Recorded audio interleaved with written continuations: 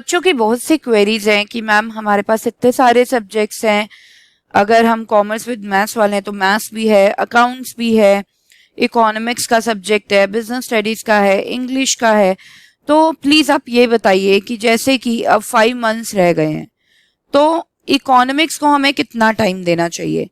How do we manage economics with other subjects, कि किसी भी सब्जेक्ट की स्टडी हैम्पर ना हो और इकोनॉमिक्स की भी हमारी प्रिपरेशन बहुत अच्छे से हो जाए। जय Shri Shyam everyone, this is your educator Sakshi Dua, welcomes you to class 12 grooming education. तो यहाँ पर बच्चों इस वीडियो में हम लोग बात करने वाले हैं कि हमारे पास इतने सारे सब्जेक्ट्स हैं और उनमें से कुछ ऐसे सब्जेक्ट्स भी है जिनमें हमें बहुत ही ज्यादा ध्यान देना है, लाइक प्रैक्टिकल सब्जेक्ट्स हैं, अकाउंट्स, मैथ्स एक्सेट्रा। तो हम इकोनॉमिक्स को कैसे मैनेज करें अमंग ऑल द सब्जेक्ट्स, कि इकोनॉमिक्स की भी अच्छी प्रिपरेशन हो जाए प्लस अदर सब्जेक्ट्स की भी अच्छी प्रिपरेशन हो जाए। तो बच्चों देखिए, यहां पर मैं बात करूंगी 2 टाइप के स्टूडेंट्स के बारे में, ठीक है। एक तो वो वाले स्टूडेंट्स जिन्होंने रेगुलरिटी बेसिस पे पूरे सेशन में इकोनॉमिक्स को स्टडी किया है और उनका जो इकोनॉमिक्स का सिलेबस है वो अबाउट टू एंड है, ठीक है, अबाउट टू एंड। और मैं बात करूंगी उन स्टूडेंट्स के बारे में जिन्होंने अभी तक इकोनॉमिक्स को स्टार्ट भी नहीं किया, नॉट येट स्टार्टेड।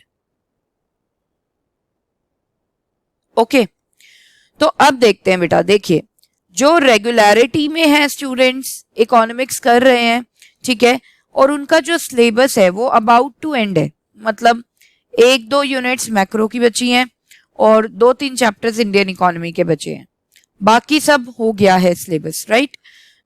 तो उनको बेटा मैं रिकमेंड करूंगी कि आप 1 आवर भी इकोनॉमिक्स को अगर दे दें, जितना टाइम आप अभी देते हुए आए हैं, दैट इज इनफ, ठीक है, आप बढ़िया स्कोर कर जाएंगे। अब बात करते हैं उन स्टूडेंट्स की जिन्होंने अभी तक इकोनॉमिक्स को स्टार्ट नहीं किया है, नॉट येट स्टार्टेड। अब उनके लिए थोड़ा सा प्रॉब्लम आएगी।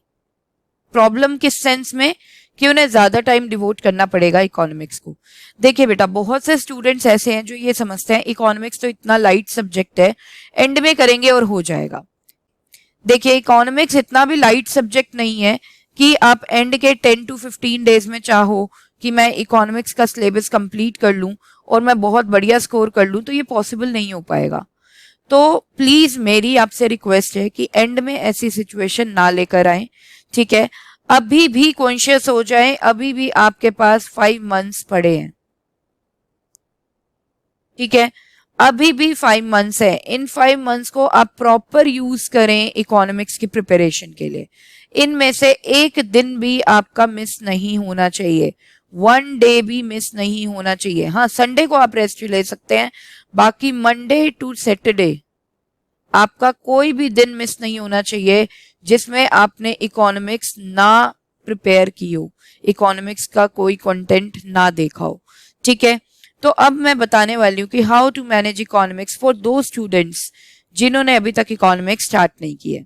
देखिए बेटा, इकोनॉमिक्स में जैसे कि हम जानते हैं कि 2 बुक्स हैं हमारी, एक है मैक्रो इकोनॉमिक्स, दूसरी है आईईडी, ठीक है। तो अब अगर आपने अभी तक इकोनॉमिक्स स्टार्ट नहीं किया, पहली बात तो ये ध्यान रखो बेटा कि आपको 1.5 आवर डेली डिवोट करना है अपने इकोनॉमिक्स की प्रिपरेशन के लिए, ठीक है। अब बहुत से स्टूडेंट्स ये भी सोचते हैं पहले मैक्रो इकोनॉमिक्स कर लेंगे बाद में आईईडी कर लेंगे, या पहले आईईडी कर लेते हैं बाद में मैक्रो इकोनॉमिक्स कर लेंगे। ये चीज अब मत करना, दोनों बुक्स को साइमल्टेनियसली लेते हुए चलें आप। तो जैसे कि मैंने आपको बताया, आपको मंडे टू सैटरडे स्टडी करना है इकोनॉमिक्स, राइट। तो आपको 6 days in a week study करना है इकोनॉमिक्स, राइट। अब मैक्रो इकोनॉमिक्स बेटा लिटिल बिट टेक्निकल है एज कम्पेयर टू आईईडी, क्योंकि आईईडी में तो जस्ट थियरी के चैप्टर्स हैं, वो समझ के लर्न करना है। मैक्रो इकोनॉमिक्स में टेक्निकल चैप्टर्स हैं, उनमें लॉजिक्स हैं, तो आपको समझने में टाइम लग सकता है, राइट। तो आपको इनमें से मैक्रो इकोनॉमिक्स को देने हैं बेटा 4 डेज, ठीक है, एंड 2 डेज देने हैं आपको आईईडी को, ठीक है। मैक्रो इकोनॉमिक्स को आपने देने हैं 4 डेज एंड आईईडी को आपने देने हैं 2 डेज, ठीक है, तो इस हिसाब से आपको प्रिपरेशन करनी है।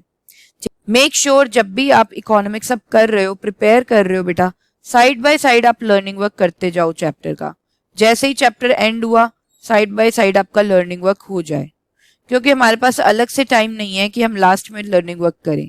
आपकी जो रिविजन्स है वो भी साइड बाय साइड हो जाए, रिविजन्स पे फोकस करो आप। जैसे ही चैप्टर खत्म हुआ, एक चैप्टर 1 जैसे खत्म हुआ, आपने चैप्टर 1 को रिवाइज कर लिया, जब आप चैप्टर 2 पे आ रहे हो तो चैप्टर 1 एक बार दोबारा से देखो, फिर चैप्टर 1 अपने लर्न करके साइड में कर दिया, फिर जब आप चैप्टर 3 की स्टार्टिंग पे हो तो चैप्टर 1 एंड चैप्टर 2 दोनों को रिवाइज करो। तो मेरे कहने का मतलब है, जैसे ही आप एक न्यू चैप्टर पे जाते हो, जितने भी प्रीवियस चैप्टर्स आपने करे हैं आप उसको रिवाइज करते हुए चलो, ताकि आपकी क्या हो जाएगी, इससे मल्टीपल रिविजन्स। और बेटा बिलीव करो, मल्टीपल रिविजन्स ही एक टॉप मोस्ट स्ट्रेटेजी समझो कि है, जिससे आप बढ़िया से बढ़िया स्कोर कर सकते हो इकोनॉमिक्स में, क्योंकि इससे चीजें रिटेन रहती हैं। आप जो भी चीज लर्न कर रहे हो आप वो भूलोगे नहीं, वो आप क्योंकि बार बार रेगुलर इंटरवल्स पे रिवाइज कर रहे हो, तो आपको वो चीज माइंड में अच्छे से रिटेन हो जाएगी। तो यहाँ पर आई होप आपको समझ में आया होगा। Let's conclude at the end. देखिए मैंने बताया, जो स्टूडेंट्स का सिलेबस अबाउट टू एंड है इकोनॉमिक्स में, वो 1 आवर डेली डिवोट करें फॉर इकोनॉमिक्स। संडे ब्रेक ले सकते हैं, नो डाउट। और वो स्टूडेंट्स जिन्होंने अभी तक इकोनॉमिक्स को स्टार्ट नहीं किया है, तो बेटा वो लोग कम से कम 1.5 आवर डिवोट करें इकोनॉमिक्स को daily from Monday to Saturday. तो यानी कि 6 डेज आपको स्टडी करना है इन अ वीक। अब 6 डेज में 4 डेज आपको देने हैं मैक्रो इकोनॉमिक्स की प्रिपरेशन पे एंड 2 डेज आपको देनी है आईईडी की प्रिपरेशन पे, ठीक है। और साथ में मैंने आपको ये बोला है कि लर्निंग वर्क का एंड में टाइम आपको नहीं मिलेगा।